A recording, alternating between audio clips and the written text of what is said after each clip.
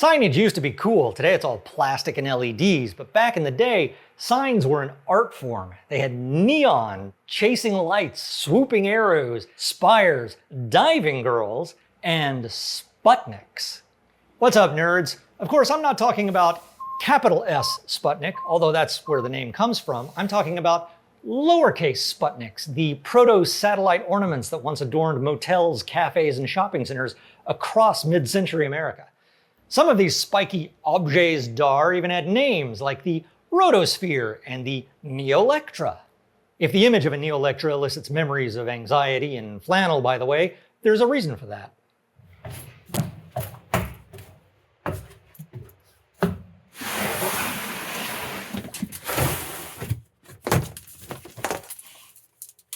Nope. Nope. Ah, there you are. Unfortunately, the number of roadside Sputniks has only decreased in the last few decades due, I believe, to a lack of appreciation. Let's fix that. I bought these bowls from IKEA at least a decade ago. I think they still sell them. But I made a Sputnik out of these once before back in 2011 with square antennas and a ring around the equator. But for this one, I think I want to go a little more traditional and maybe add some extra bulbs. But the first thing I need to do is figure out a way to mount these together.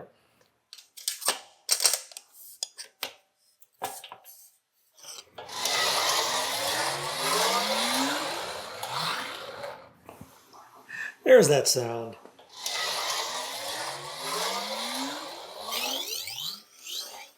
I've missed that sound.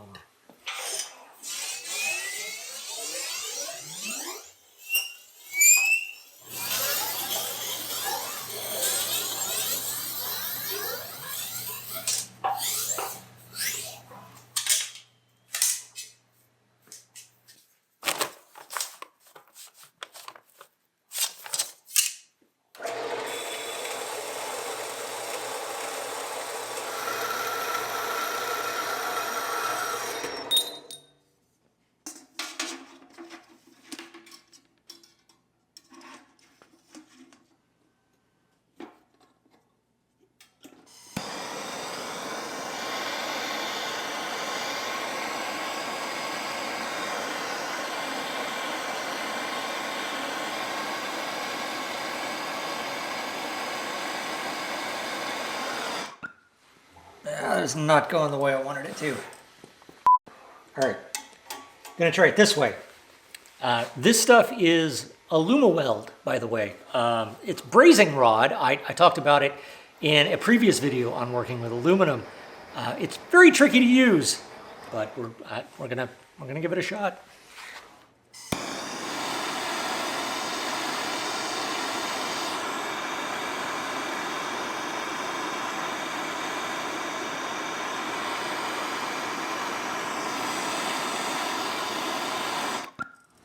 Much better. Well, the other side is still garbage. See, I was really hoping this had flowed through, but evidently not.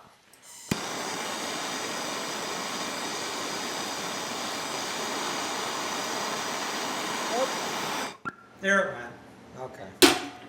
All right, I cleaned it up. I ground a groove in it the way I should have the first time, and I eliminated the baling wire.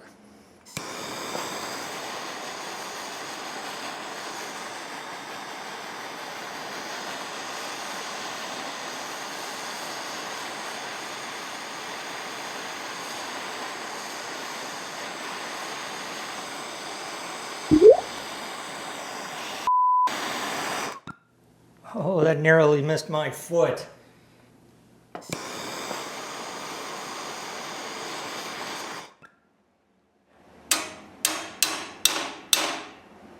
think that may have done it.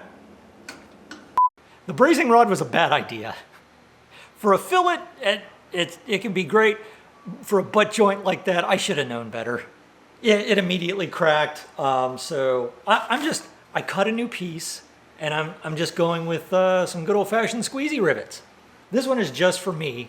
I'll probably hang it up in the workshop, so I don't mind it being a little janky.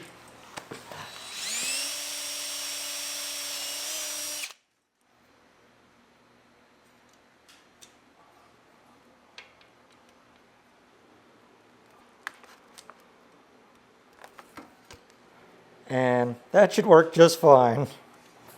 The thing about these bowls, unfortunately, is that they are not perfectly hemispherical.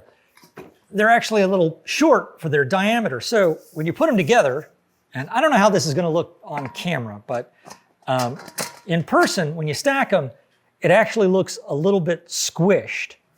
So what I've done is I've added a ring inside this ring to act as a spacer.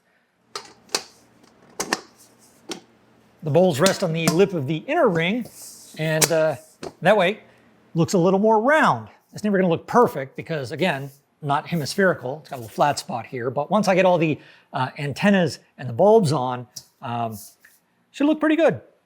Now the trick is marking all of the holes in the correct positions, and there's something I've been wanting to try.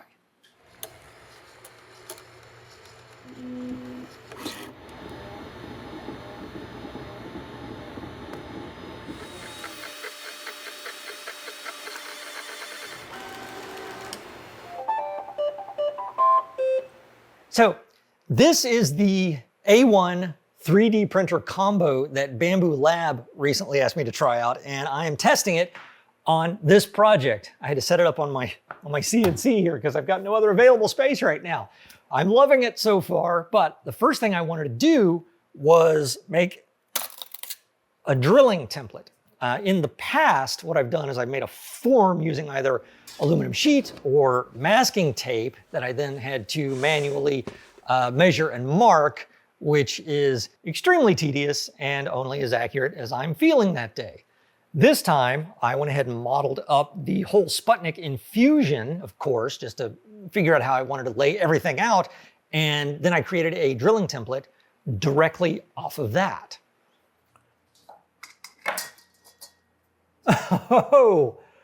Oh, that is almost exactly right. Like I said before, this thing is not exactly spherical. There's a flat spot here. There's like an odd flat angle down here. So I kind of had to improvise when I modeled it, but yeah, this is going to do nicely.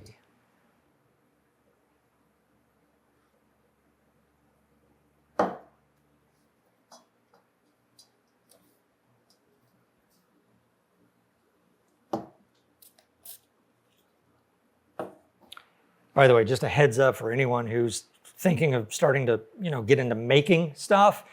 From that point forward, you will always have a thin shell of super glue on your fingers at all times. All right, so I got to remember how to do this. This is a bulb. This is a bulb. This is for an antenna. And then this is just for positioning. So now I move this to here, line it up with the positioning mark. And then this is a bulb, just like over here. Slide it again, and same as the first time. All right, and then that all the way around.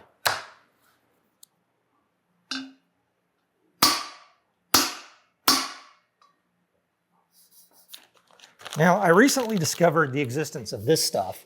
It's called BOLube. It was developed by Boeing, apparently, and supposedly machinists love this stuff. It's a lubricant and a coolant, and seeing as this is stainless steel, which is much harder to drill, I thought it would be a good opportunity to try using this, which is in a paste form, instead of using oil, which is what I usually use.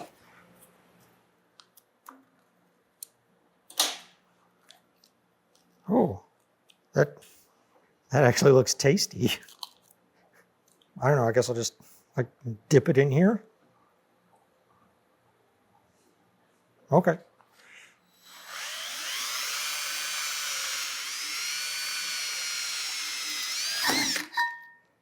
Okay, it melts, gets everywhere, which is a good thing, I guess.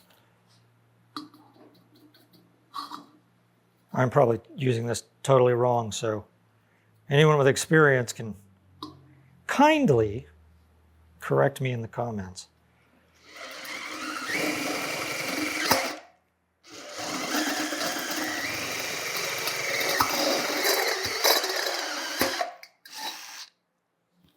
Okay.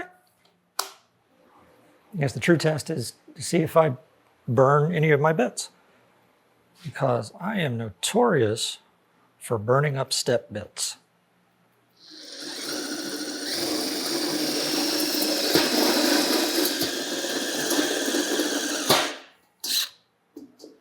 It's my drilling face.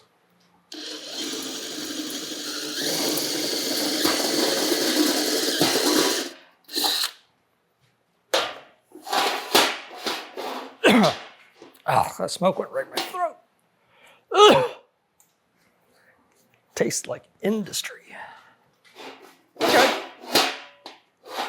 Seemed to work well enough. So, why do I like Sputnik so much? I don't know. My logo is a Sputnik. I named my cat Sputnik. I guess they're retro, spacey explosions of retro spaciness. They serve no other purpose than to just make you look. I believe that is all the holes for this half. And I can do the other half while I make some antennas. So I've got to finalize the antennas. So I did a couple of videos back in 2017 where I made a set of Sputniks for a drive-in movie theater. I've been doing this a long time. And to make the antennas, the best method I had at the time was resin casting. And I still have the molds. And to get the shape right, it was a whole process. I made a master out of wood. I still have the master, of course. And I was able to cast the pocket into the mold. This is where the socket goes. But I also need a shaft all the way through. I didn't have an accurate lathe. I still don't. So what I ended up having to do, if I remember right, was here's one. I cast a piece of PEX tubing in it when I poured it, like this. So that gave me space for the socket and the wiring. And this is what I ended up with, but there was a lot of post-processing where I had to like shave it down to the right height. I had to carve a pocket into the bottom. So I've got room for hardware here, and also so this would sit flush on a curved surface. And there was other drilling and finishing. It was a whole thing. And when I made that set, I made myself a few with the resin that I had left over. I've got like 4 here. And I figured I was gonna just cast a couple of extras every time I broke out some resin and eventually make myself a Sputnik for the shop. Thing is, I think that may be the last time that I ever used casting resin, 7 years ago, so I never finished my Sputnik. Then a couple of weeks ago, I was watching an episode of Bob's Burgers and there was a Sputnik. Wow, this is amazing. And it reminded me of my Sputnik, and I wondered, why did I never finish that? Oh, the antennas. Wait a minute, I can 3D print those now. And I won't have any weird design limitations. And of course, I've already modeled up my new antenna in Fusion, and it's basically the same structure. But I was able to make this shaft exactly the size I wanted, no relying on tubing. I could hollow out the entire area up here at the top. And all this area in here, which would be solid resin before, I can replace this with what's called infill, which is a 3D grid, which will cut down on a lot of weight. And I have already run a prototype on the BAMBU Lab A1, which went totally smoothly. It came out fantastic. No post-processing, got all my holes here. Everything fits perfectly, but there are a couple of changes I think I want to make to this. First, I think I want to make it just a little bit taller, make the cavity on the bottom a little deeper. And I think I want to widen the base just a little bit. Maybe just a little bit more than that. Yeah, chonky boy. All right, let's run a batch.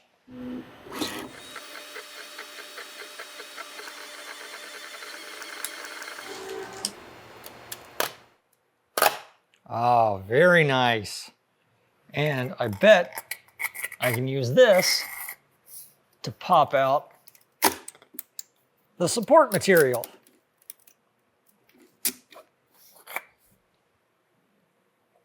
So, as I mentioned before, this is the BAMBU Lab A1, which you can buy as a combo with the AMS Lite, which allows you to load up to 4 spools at once, which is great because it will detect if you run out of filament during a print and will automatically switch to a second spool, which very nearly came in handy when I was printing that first antenna. Got lucky on that one.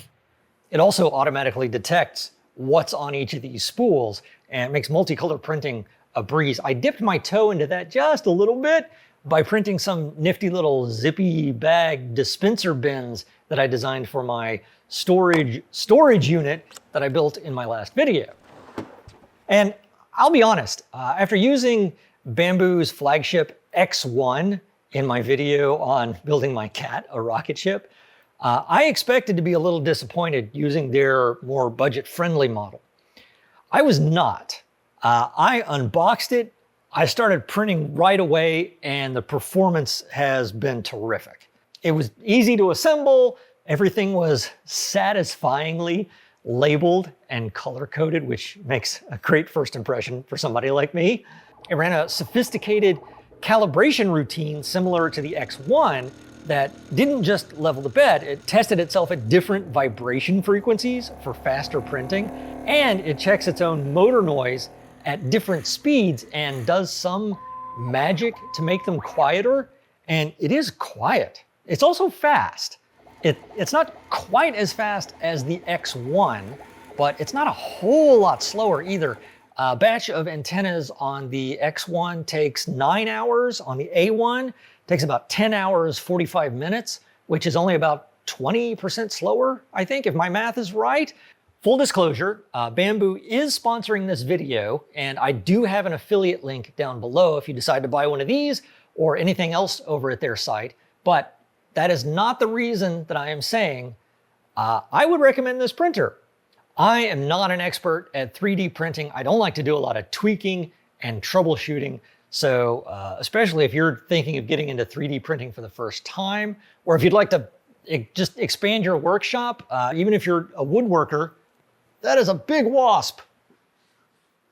Even if you're, that thing was huge. Even if you're just a woodworker, trust me, once you get one of these, you'll find a way to use it. It changes the way your brain approaches a project. And I have already run a couple more batches of antennas. I could have done more than 3 at one time, but I don't like to run big batches in case I screw something up. Also, I simultaneously ran a batch on the X1 because I was short on time. I had to use a spool of black, which now has me thinking about doing a goth Sputnik in all black with black lights. But like I said before, I'm going to go a little more traditional with this one. So I think I'm going to keep the color scheme simple.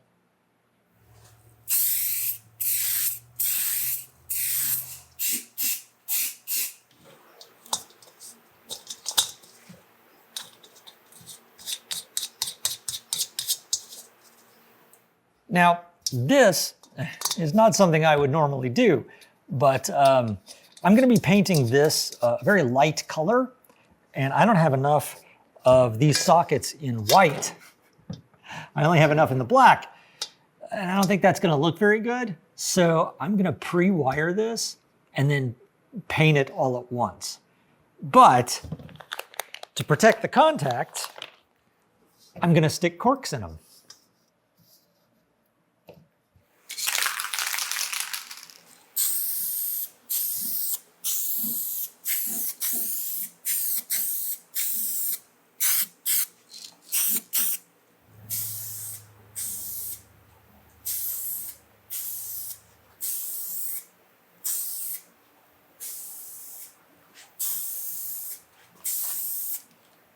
And with that done, we can move on to assembly. I also did a little bit of weathering on these, by the way, just to give it a little character. Now, this thing is a nipple. Stop it. It's just what it's called. It's what the bulb socket attaches to, and the idea was that this would run all the way through the antenna and down into the hemisphere to, guide the wires down in there. But the long ones that I ordered are stuck in a post office in Arkansas.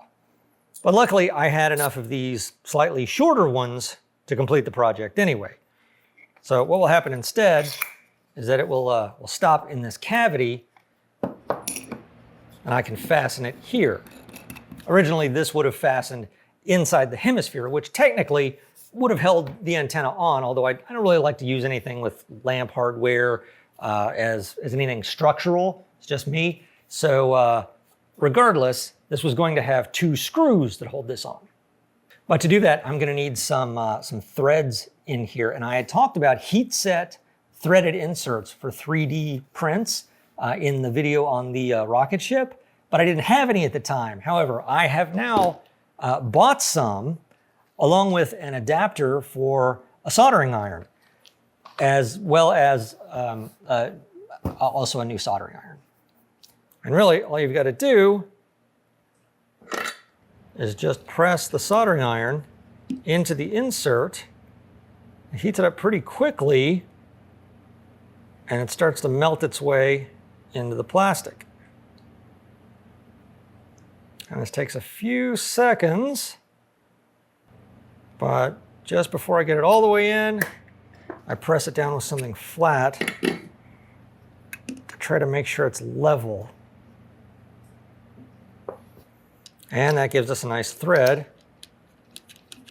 to run a screw into. By the way, if you want to get some of these, I recommend this brand called Ruthex, mostly because they provide all of the dimensions for the hole sizes and how thick the walls need to be for these. Like with all the tools I use, I'll put a link in the video description. They also have the adapters for different soldering irons, just not the one that I owned. Now, I'll do the rest of these off camera, and then we can skip to final assembly.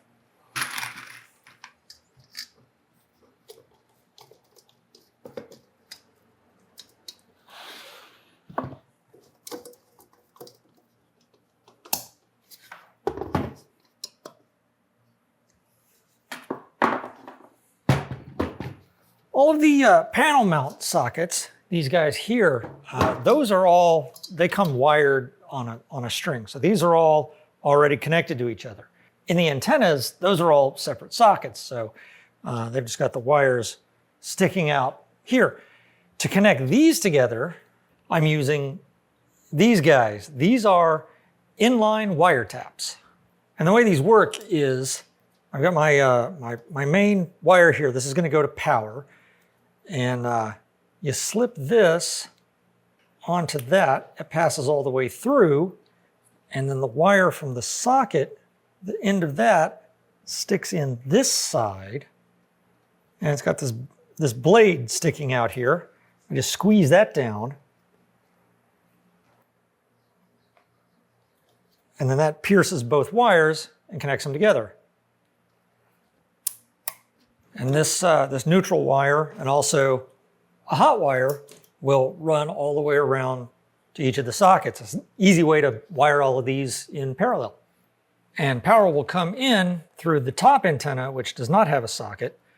And the whole thing will hang from a longer nipple that's attached inside the hemisphere. I had to go to the hardware store to get this because my nipples are still stuck in Arkansas. There's a country song for you.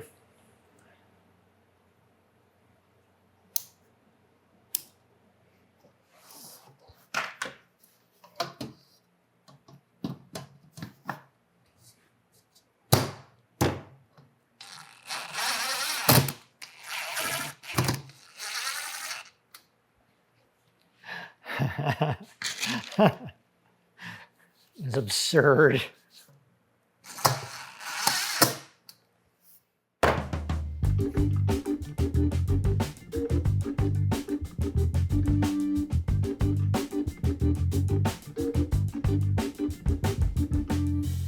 I'll be honest, I was a little worried about this one until I put the colored bulbs in.